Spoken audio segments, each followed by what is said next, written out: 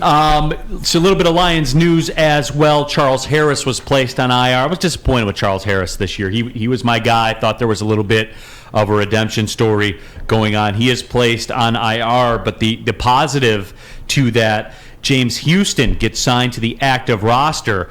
The guy out of Jackson State and the guy who had the sacks on Thanksgiving Day. 5 snaps, 2 sacks. Yeah, 5 snaps, 2 sacks. That's a pretty high hit rate there for James Houston.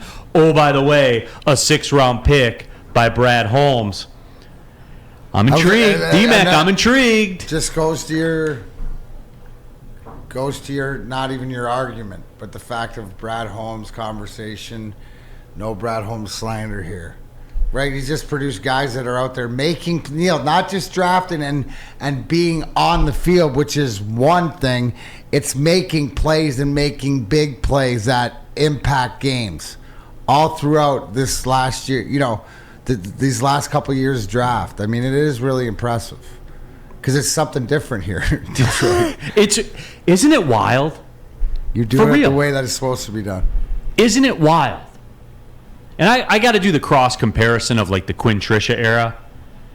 But I would contend if he hasn't already, he's got to be getting damn close to guys who had an actual contribution to a season. No, and then that's what we always ask for, right? Make a play, be impactful. Well, all these guys that were their names that are impactful for the most part are guys that have been drafted in the past few years. Which is gives you, so that's why, back to what we talked about earlier, Neil, if it's 1 more week or 2 more weeks for James Williams, I'm okay with it because you know what? The odds are he's everything that Brad Holmes told you he was or is going to be.